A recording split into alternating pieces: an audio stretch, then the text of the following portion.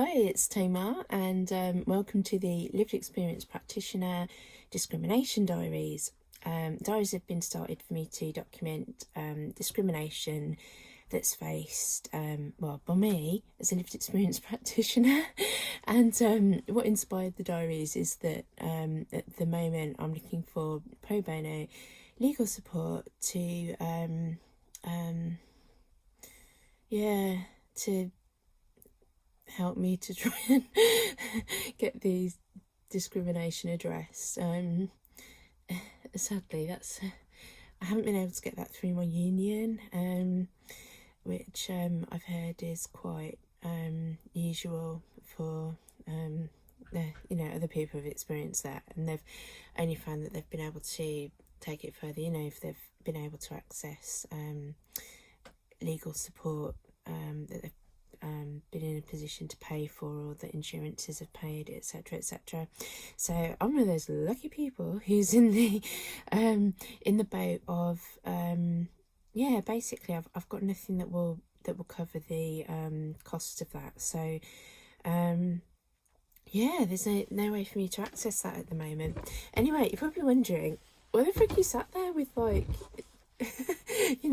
hat on, scarf, or willies and stuff, and basically I'm in my she shed. So this is where I work normally, especially during COVID, while we're on kind of lockdown.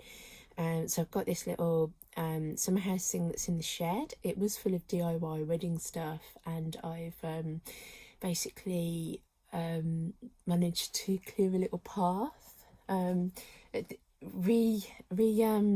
rediscover my my desk, which was previously piled high with stuff, and it's quite nice now. If when I say it's quite nice now, I am surrounded by stuff that you can't see because the camera's this way, not that way, but it is quite nice. And I've got window things that go onto window things. Actually, they're windows, windows in the doors where I can see into the garden and stuff. So it's quite nice, really. It'd be even nicer if I could tidy it up. Anyway, what am I chatting about today? Sort of no makeup, hair in a state, kind of. You can probably tell straight away I'm feeling a bit shit, and what's that from? This is actually from basically job interview. I didn't get it, so I'm feeling a bit shit. But one of the things about the job itself is that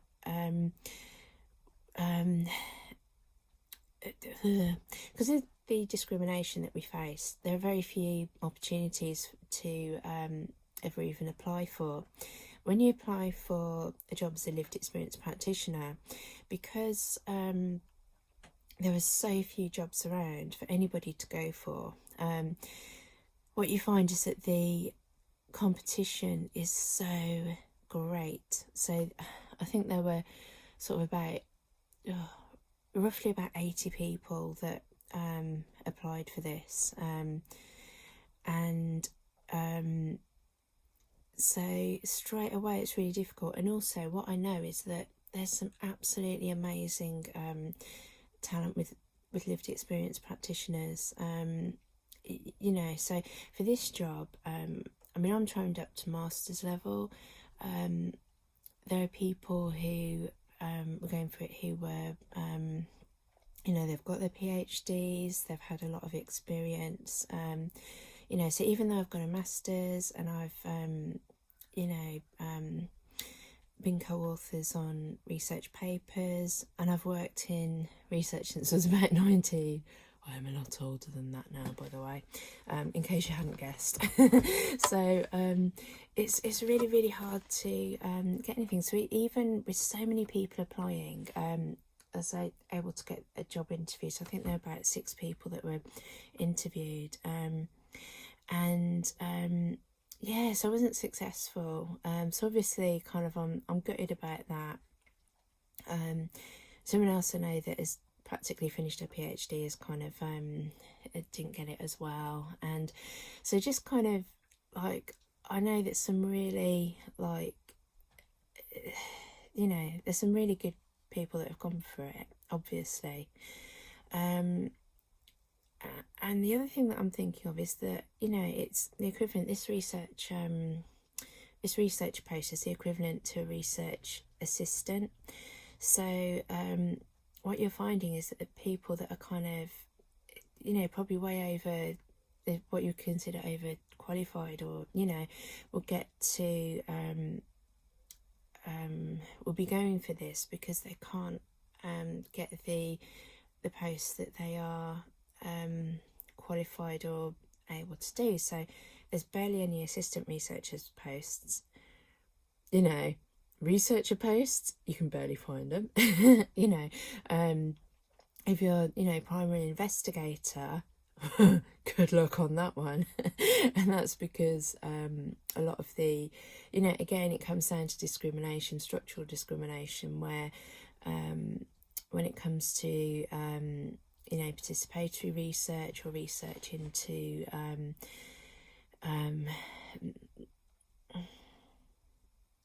basically our kind of research, we aren't employed to do it. Usually it's kind of non-lived experience practitioners, and again, if we're in a team, it's at the kind of assistant level. So one of the things that I find frustrating is that A, it's hard to get into a post, but B, what I'd really like is to be able to learn from you know, people that are at the top of the game, people that are kind of professors that have got their doctorates, that have written a load of stuff. You know, I want to be able to learn from people and be able to kind of progress in my own career. But it's really, you know, I mean, this was the other thing that frustrated me, was I was thinking that one of the things that has opened up this opportunity is that COVID means we're all working remotely. So suddenly all these jobs that are based in different areas, so, you know, most of the opportunities are in London. There's some opportunities that are up north. I live in Birmingham. Birmingham's in the middle of the UK. I'm fucked. Or I have been up till now. So I was able to apply for this post that I probably wouldn't have been able to pre-COVID, you know, because everyone's used to working remotely now. And I was, yeah, so this is one of the things that's good. However, the issue is that when you never do interviews, how the fuck are you supposed to prepare for one? I don't know what questions they're going to ask me, and I don't understand how people do prepare for interviews, because every single job is different and they want you to do different stuff. So how do you know what they're going to ask you? You know, I don't get it. So this is the problem, that I mean, the interview was with a team that, you know, I've worked with freelance, and the job was pretty much doing what I do freelance. I can write it down really well because obviously my application got through. The problem is that you know, speaking it, obviously I'm pretty rubbish at that, and I think it's one of the issues that I have personally, as a you know, someone who lives with a kind of chronic mental health condition now. Kind of epilepsy is active as well, and I think with me, I tend to think a lot and process a lot, and kind of I'm more of a reflector. So when I get a question, to be able to answer it immediately, although I've got the answer there, sort of, it's kind of, basically it's in my head, and the way that I answer questions most of the times, I kind of, my head is looking at it from a million different angles, and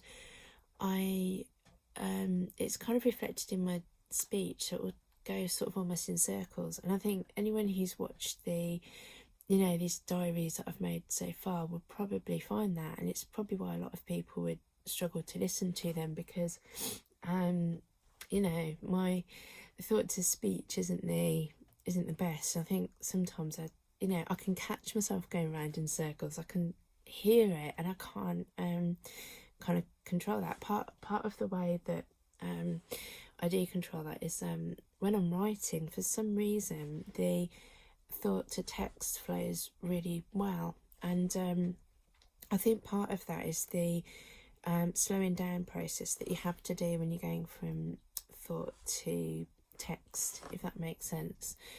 And I was thinking about it and thinking, well, the problem with interviews at the moment is that people have to do it, it has to be done a certain way, and the problem is that the interview basically is what cinches whether you get the job or not. And if you're really good at interviews, that's great. If you're really shit at them, then you're a bit fucked. But also when you write an application, it kind of shows if you're good at I don't know, sort of writing. When you do your interview, it's about whether you're good at speaking, and the job is actually doing. So, like, how do you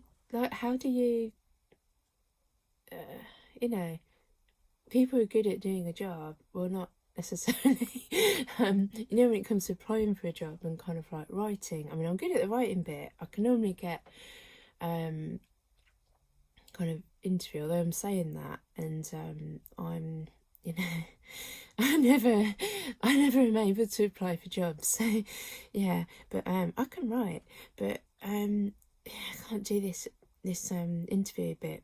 The other thing that I was thinking about it afterwards, and this is where this is what I found really difficult, was that the night before, basically, I don't know if I had a stomach bug or what, but I was up and down to the toilet all night. I counted about 8 times. I don't even know if that was if it was more or if it was, but basically I did not sleep, and the problem now with having the epilepsy on top of everything else is that when you don't sleep, it then affects your how you it affects your brain basically. So I was quite worried, and I'd had to sleep for all of the afternoon, because obviously in the morning I was getting auras that I was susceptible, like likely to have a seizure if I didn't sleep. And the other problem is that here am I kind of having a I can't even find any bloody tissues, excuse me. So I don't know, I'm probably snotting and crying all over the place. But oh god, tissue on the floor, scores. But yeah, but the problem is as well, is it's not just the potential for seizure. What it means is that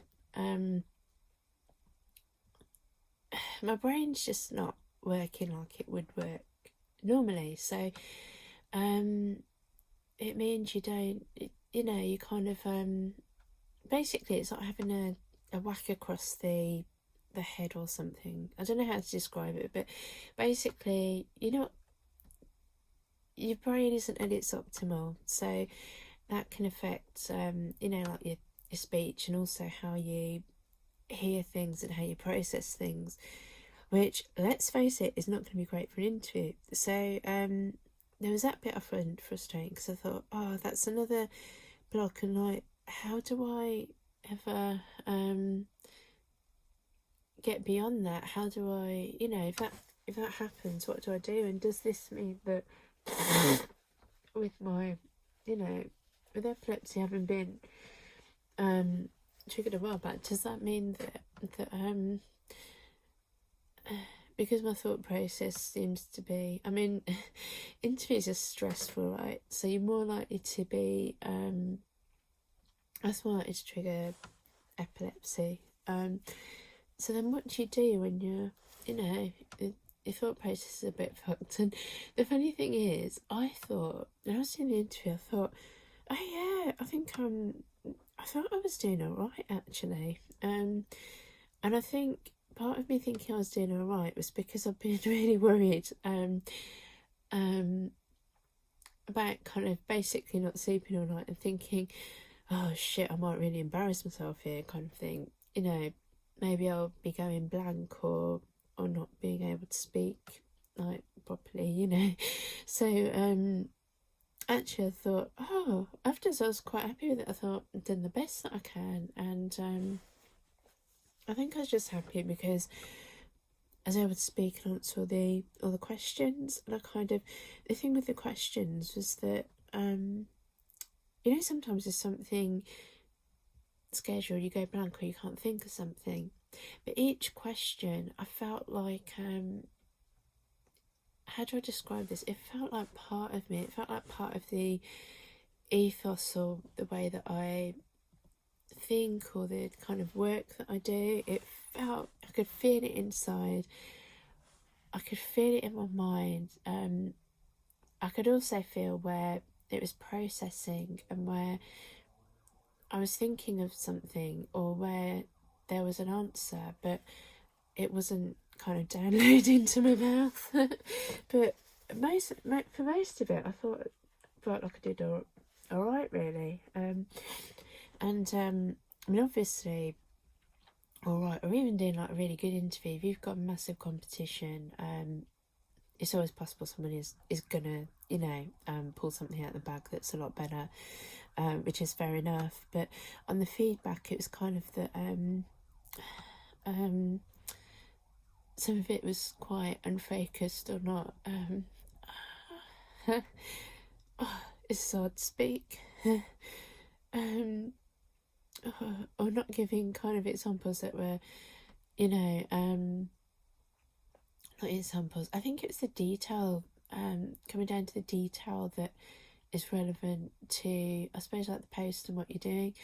And the difficult thing is, I think, you know, when you're right on top of something and you do it, and sometimes you don't think about just explaining the bleeding obvious. Do you know what I mean? Like, I think often when I'm talking about something, a lot of the times I'm thinking about, you know, all the stuff that goes around that, or the theory, or kind of how you need to really think about something before you do it, and kind of the, you know, rather than the doing bit. But the thing is that what I find is that I do all of that, and then the doing just flows naturally, and I almost don't, you know, like when you do something automatically, I don't, it's like I don't, it's like driving, I just do it. If someone wants to ask me how do you do that afterwards, I don't know how to do it. It's just like you just do it, don't you?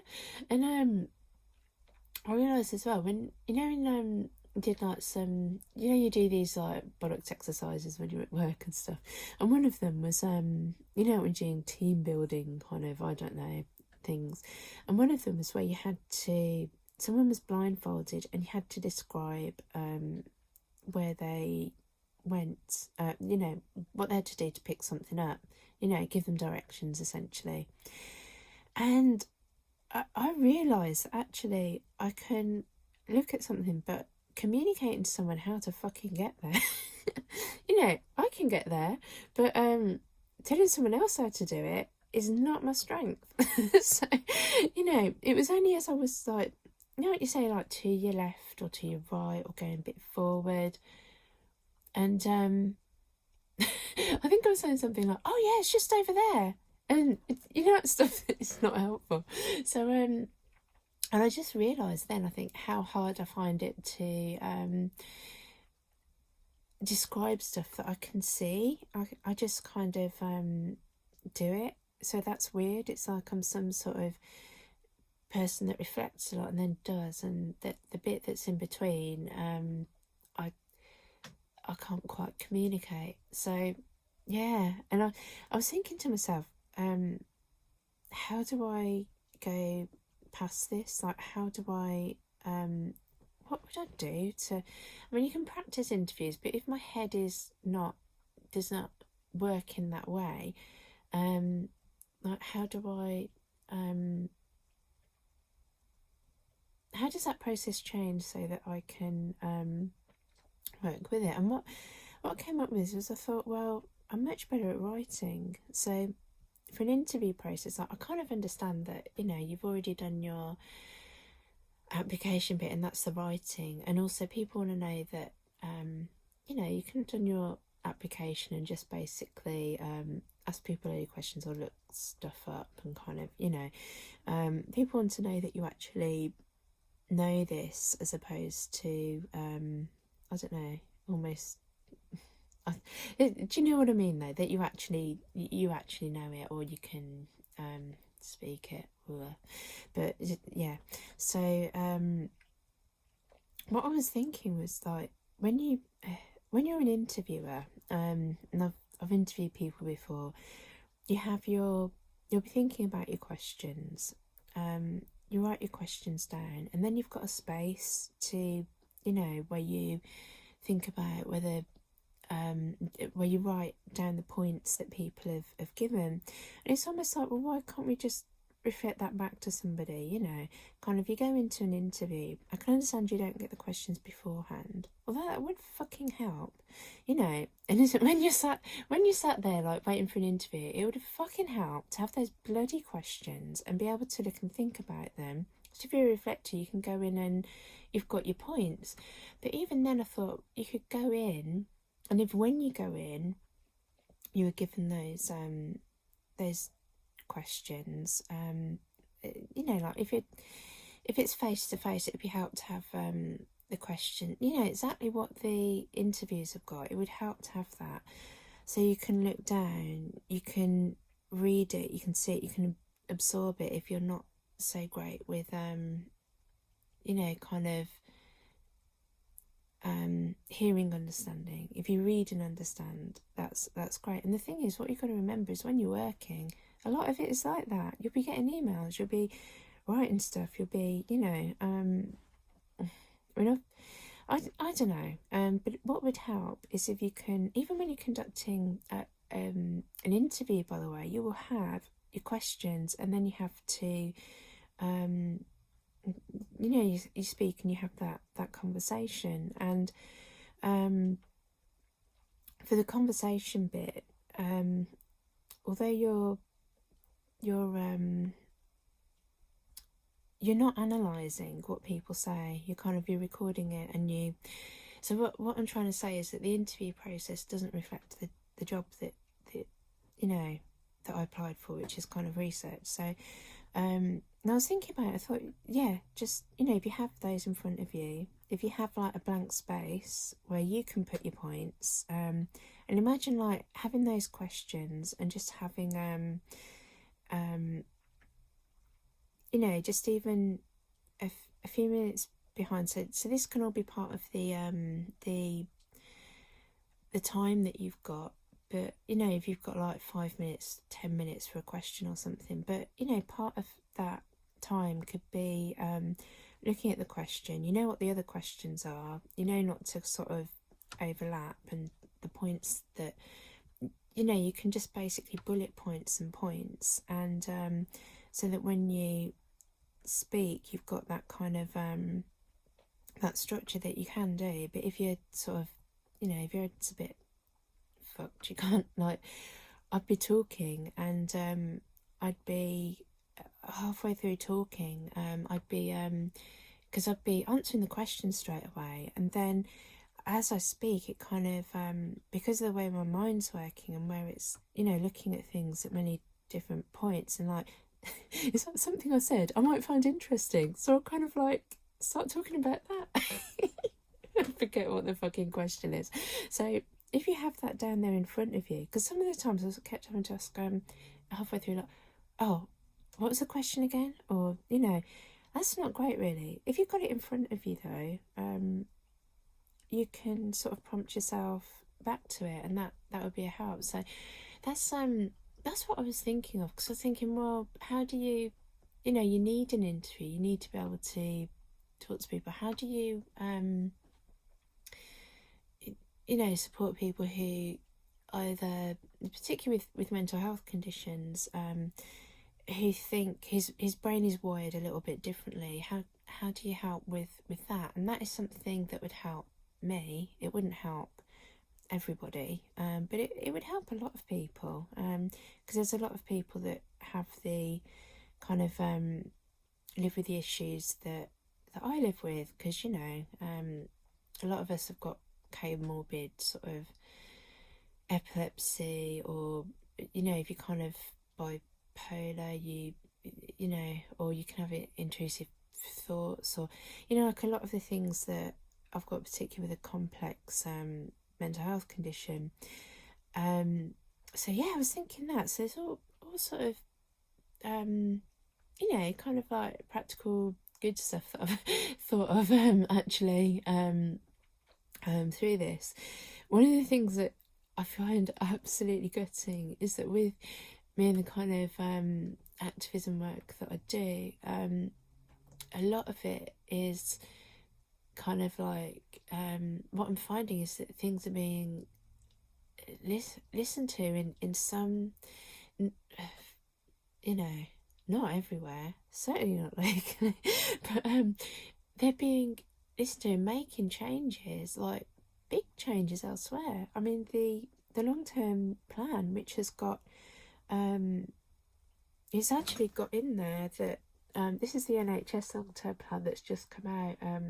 So the NHS is the the overall kind of health authority, provides services for mental health, kind of, that's nationally, throughout the UK, and in the long-term plan it's got about employing lived experience practitioners, kind of across the hierarchy and different levels. And one thing that struck me was that they'd used the term lived experience practitioner. So this is a term that it first was used in, I think, come up with over in Oxley's Mental Health Trust, and they basically had noticed that the job title peer support worker, because it's very close to support worker, like mental health support worker, which is associated with kind of an untrained person who provides some practical help. So you don't have to have qualifications or knowledge. Essentially, it's something that can be done on the job, although that doesn't mean that all people doing mental health support work are untrained, unqualified, don't have a lot of experience, etc., etc. But that's the job, and that's how it's viewed, and it's paid. It's like on the lowest rung of health jobs in the NHS. So the problem with calling something peer support worker is straight away it's associated with support worker. So it's viewed as being a job that doesn't require sort of any qualifications, knowledge, and it doesn't get remunerated as it should do.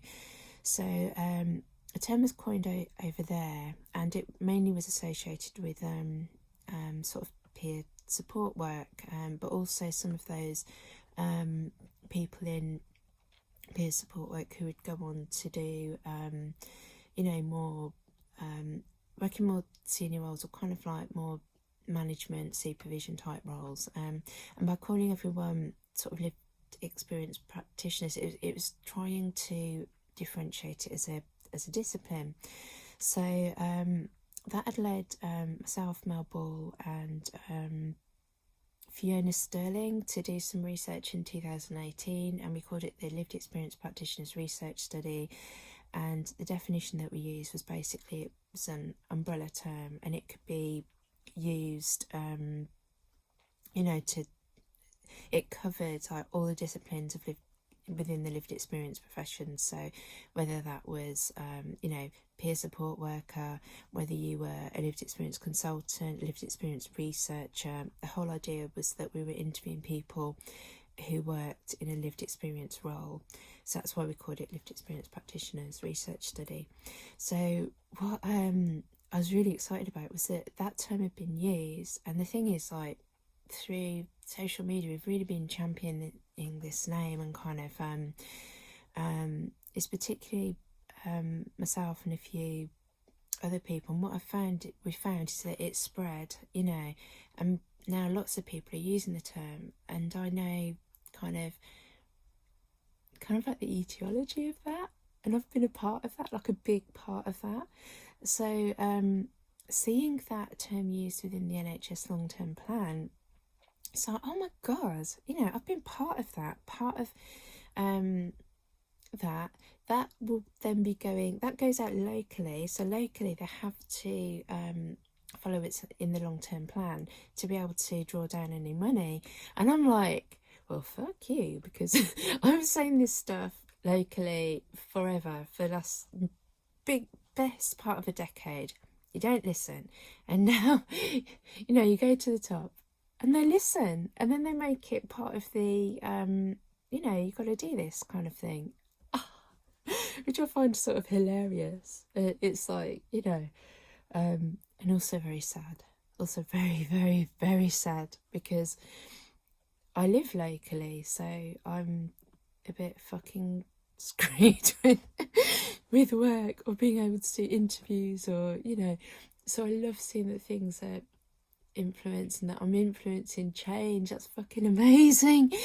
But the sad thing is that these opportunities seem to be created for other people all the time, and you know, I'm sort of nowhere progression wise, you know. You know, I'm kind of, I mean, I'm somewhere within, like, I think I've got a good, you know, kind of a good rep within the movement, sort of in, you know, in the UK, they're very niche kind of, you know, survivor movement. So that's that, you know, but, and that's nice, and that's kind of, I love that, you know, kind of interact with people that really know their stuff, that learn, that that I'm encouraging learning, and people are learning from I mean, sometimes from me, that's really nice, but also doing things like mad studies where people come together and learn and share, and there's some amazing insights from different people, and we all kind of learn from each other. We go away, like last night, doing mad studies, I always come away just feeling boosted and so much happier, and you know, it's lovely. And yeah, so yeah, but one of the things that, God, it hurts so much, and this is coming back again to the discrimination that I'm trying to fight locally. And what I realised was I was thinking to myself, oh, this epilepsy didn't help. And even like, you know, the person that called me to, you know, basically let me know that I hadn't, like, got the job. I'd also mentioned, you know, like, kind of realised that, you know, the epilepsy might have contributed to the whole not being quite focused thing. But that was what, suddenly that kind of punched me in the stomach, because, you know, I was thinking, oh my god, my epilepsy was triggered because my epilepsy had been controlled for, how long are we now, like, oh god, is this the best part of 3 decades or something? A long time, over 2 decades. So I was 16 and I'm not 16 anymore. So yeah, almost 3 decades. Because I'm kind of, yeah, getting old. But what got me is I thought, well, what's triggered it? And it's been my you know, what triggered it? The first time I had a seizure was, I was ambulance out of work, and I was, you know,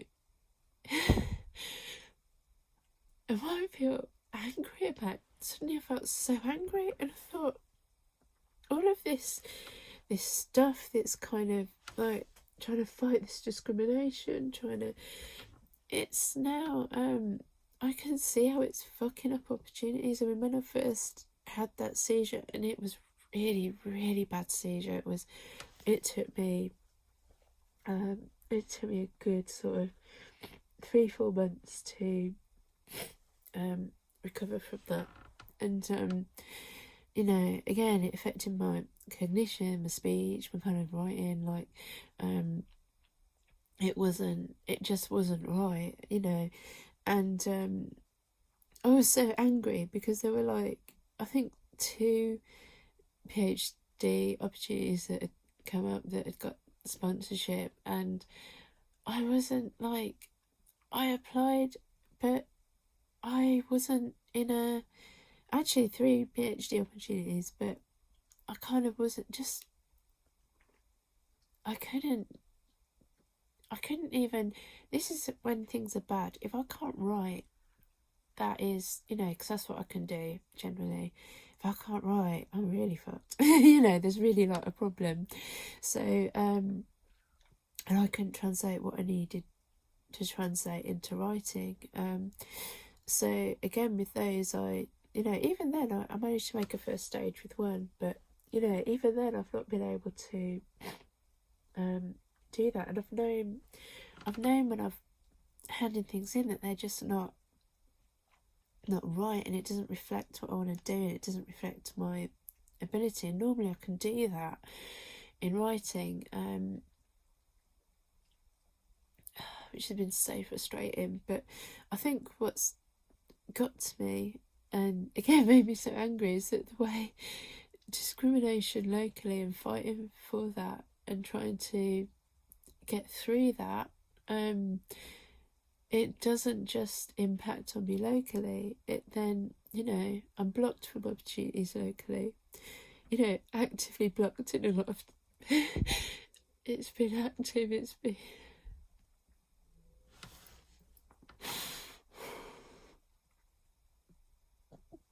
so I've had 10 years of it. But the problem is that's only 2.5 days a week, but that 2.5 days is spilling into being able to, to being able to, kind of grasp other opportunities when they come up. So what do I do with that? I think the problem is, like, the whole point of doing these diaries is that I'm trying to get some help to address that, because this costs me. It doesn't just cost me in like applying for opportunities and stuff, but and you could say, well, Tamar, you probably wouldn't get it anyway. Like maybe I'm not that. Yeah, I don't know. I am.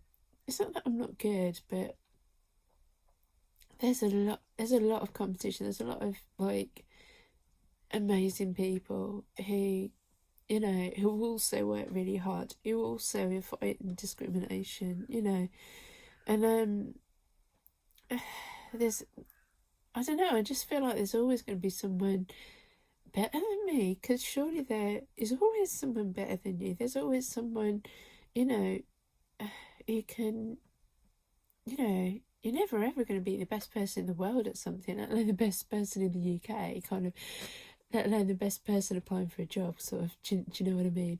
So so this is what I'm thinking. But the thing is that this local work, it's just costing me so much, and it's cost me. I mean, obviously it's cost my health, but also it's cost, when my health has gone, it's cost me in being able to get self-employed work. Like, forget about kind of like sort of opportunities and stuff, but even I've then had to cancel self-employed work. So that seizure cost me £1,000, which was 4 days work, which, it's in living training. Obviously you charge different rates for different things, so it's training, so it wasn't it's not like you're gonna that's not like your sort of top buck rate if you're doing, I don't know, Organisational Change Consultancy or something, but that was £1,000, and that was in 4 days, and I don't get paid for the work that I do. That is less than I would take home. No, sorry. I take home less than that £1,000 in a month of working locally than I would for 4 days work. And okay, I work part-time, but it just shows how low the value is of me locally and how I'm seen, and kind of just how we are seen as a discipline. I mean, within my trust, I'm one of the best paid LXPs. So, other people are on a rate where literally people are paid the same if they are, if they work as a cleaner, kind of domestic staff. So we're not valued at all. It's I'm not saying that cleaners shouldn't be valued, but it's different kind of work. I mean, if you wouldn't pay your doctors or OTs or your kind of psychologists, psychiatrists, and I know we're viewed as a lot less than that, but there's different levels of working, and do you know what, we are worth a lot more. And a lot of the time, like, I work with people who they're less qualified than me, and they get a lot more. Nursing staff often don't have a master's, and yet you can get your nurses, your more senior nurses, your more people managing a team. You'll get even right up to nursing director. You don't necessarily have to have kind of like masters, and people don't necessarily have masters.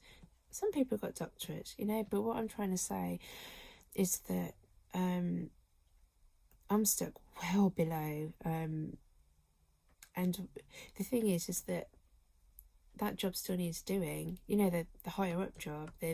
But what they do is they'll employ other people. They wouldn't employ a lived experience practitioner to do that, even though they're managing us or working in what is our discipline, and what is something that, if it wasn't for us, for lived experience practitioners, for activists, the participation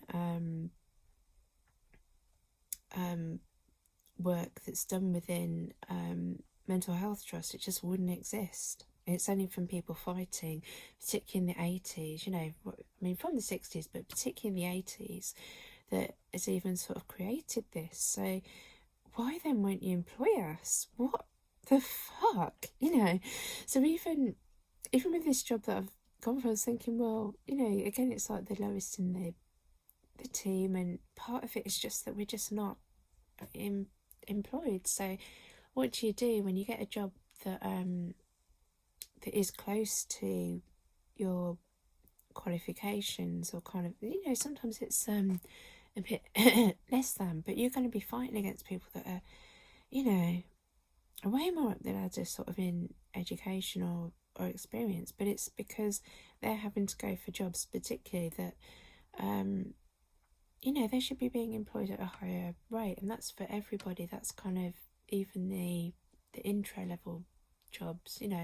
Got people locally that work at this awful band 2 level that have been they've been teachers and stuff, and social workers. They've worked fairly high levels, and then they have to, if they're going to do lived experience work, either people want it for free, or they just don't want to pay you very much, and the power is kept quite low. So anyway, I suppose it helps to talk this one out a little bit. That anger I feel, this is in the pit of my stomach, that, and I keep feeling it towards the organisation that has just basically hurt me so much, and just basically where I've lost so much, and I've been so discriminated against, and I know this, but like, when it comes to fighting it, you know, stuff like, you know, the law isn't on your side. You're, you know, nothing is. It's not that I don't think it could be challenged legally, but who the fuck wants to do it? You know, particularly like solicitors that maybe aren't so. How do I put this? If you are have unlimited means and you can access the best lawyers and they will kind of fight for something, even if it's not kind of obvious in law, they'll be able to find loopholes or kind of make what do you call it, like cases that are almost like a test case kind of thing where things get changed. You know, when you're in a position where basically you are paid like shit, there's no way you can afford a lawyer or someone to represent you, where when you speak to your union they're so focused on what the rules are that they won't, you know, if it goes beyond that they won't look at what they can do creatively to try and help. And you know, back in the day unions used to that's what unions used to do. They used to, you know, see inequality and really fight it, whereas now I think things have changed more. It's kind of almost like you, if it's too hard they don't want to fight it, you know. They want to fight other things where the fight's already happened and they've got some laws and rules that they can use to, you know, it's not like back in the day where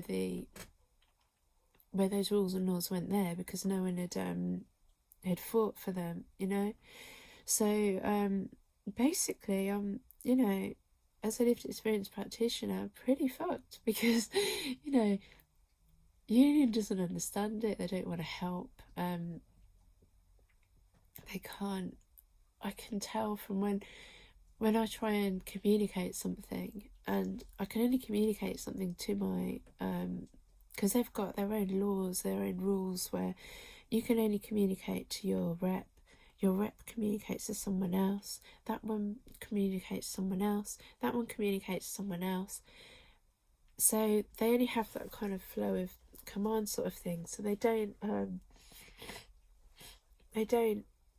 mean, ideally, you should be, I think, communicating directly to each level. You know, you can go from one and then go to the other and then go to the other. And the idea is that, I mean, I think my rep actually has been quite good, and I feel like she's been supportive. But again, I've had to do a lot of work to sort of explain what the issues are, and they're nuanced and they're difficult to see. They're invisible to a lot of people. So I've had to do a lot of work to even get that recognised kind of at a rep level. But then you're asking somebody to describe that issue, and I've only just really learnt about that issue, and then they're describing it to somebody who doesn't get it, and then that person describes it to someone else. Do you see what I mean? It's like fucking Chinese whispers. And also, I think with some union people, I don't know, it's almost like I feel this sort of animosity and not wanting to help. So then if someone doesn't want to help you, or they just almost, you know, feel very gaslighted, and as though people don't see it, or they think, oh, it's just Tamar banging on, you know. They don't see or experience what I've experienced. It's not just me, it's a lot of other people, and it's real. It really is real.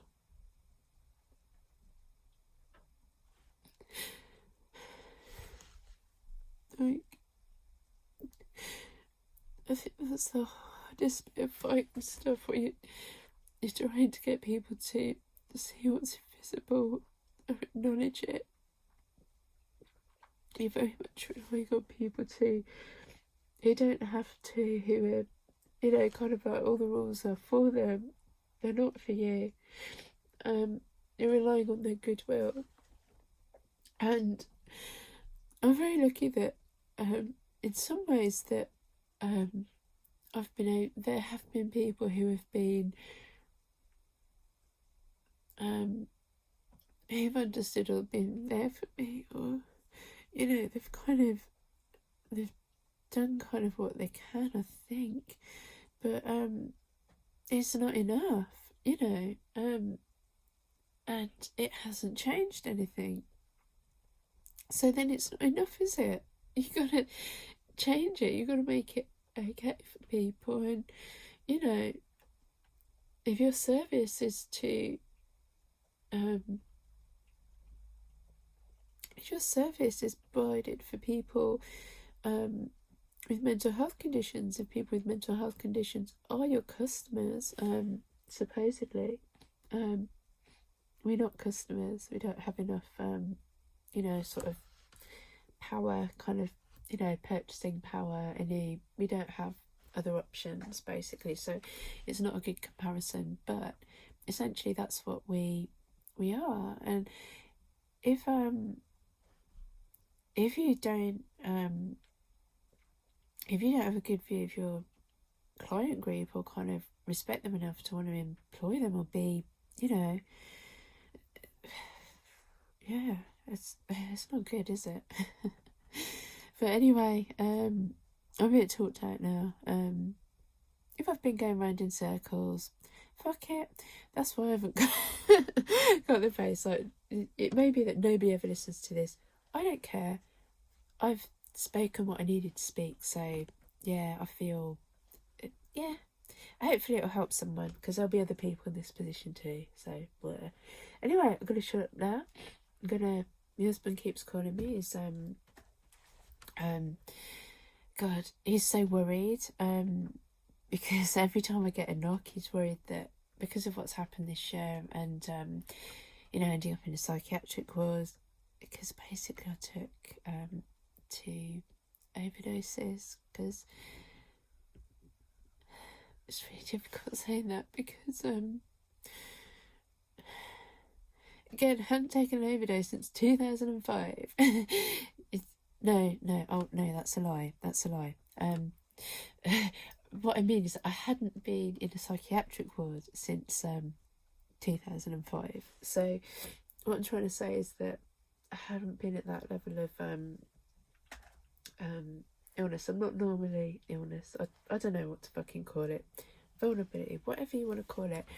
But I hadn't. Yeah, okay. Yeah. No, it's fine. Yeah. Just give me a few minutes. Yeah. It's alright. That's my hubby just literally checking on me, and it's like, you're not okay, But essentially, yeah, so basically he's worried about me. He's kind of like not, and all day keeps worrying, and like, are you alright? Are you okay? And it's kind of like, it has this it's got this dual effect of kind of, it's almost sort of drives me mad, like, yes, I am okay, I'm not okay, but I'm distressed, but I'm not kind of gonna I don't know, do anything crazy kind of thing, and of course, like, how does he know that? Because that's already happened this year, so of course he's very worried. And then also I see the impact that my kind of previous distress and actions have had on him.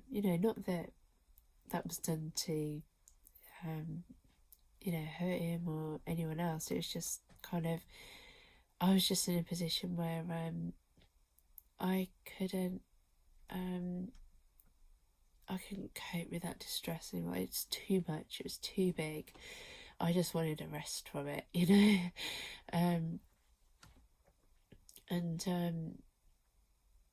yeah. So, and it has impacted on me a lot. I think with I mean, to be honest, it's better each time. I mean, if you can say, well, 2 overdoses, and then the next, when I was in hospital, I'd got you know, I kind of got a PhD rejection, so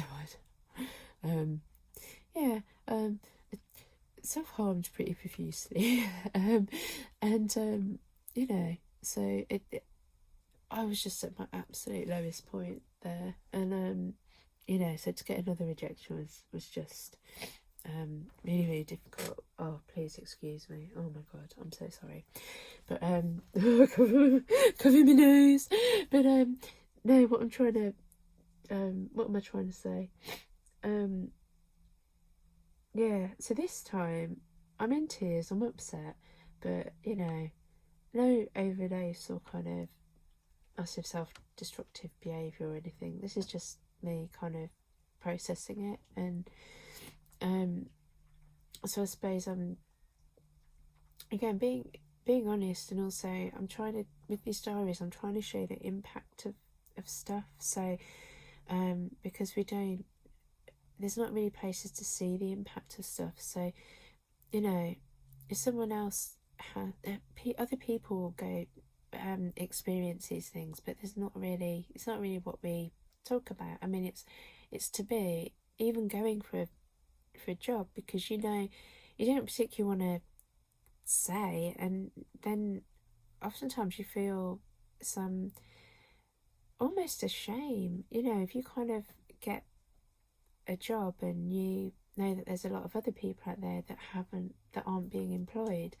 Like, a lot of people, I think, will get posts and then kind of be quiet about it, and that's so bad, isn't it? You know, because we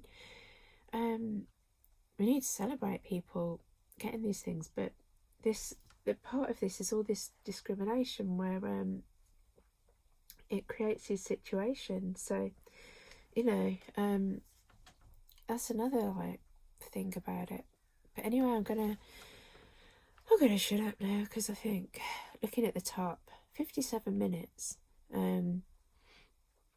Yeah. People get bored, don't they? YouTube.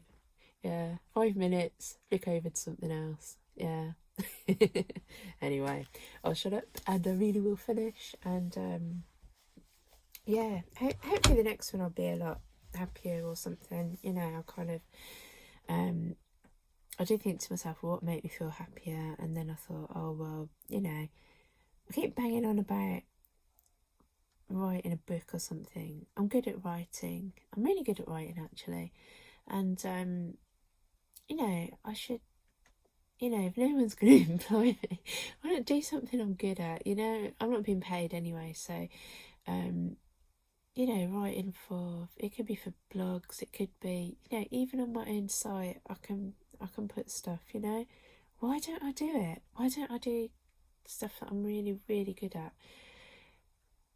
Partly because I don't get paid for it, partly because I do actually need to get paid. So this job that's causing me so much heartache, you know, it's not like I've got anything to go to. So there's not the luxury of just being able to, you know, fuck off something that's causing you pain. Because at the end of the day, you know, most of the time I'm in quite a poor position financially, because, like I say, that stuff isn't there. So yeah, okay, maybe I've had enough. Maybe I'm too tired to be able to write now. But yeah, if you've been watching till now, thank you, and hopefully the next one will be a little bit more watchable, a bit more happy, whatever.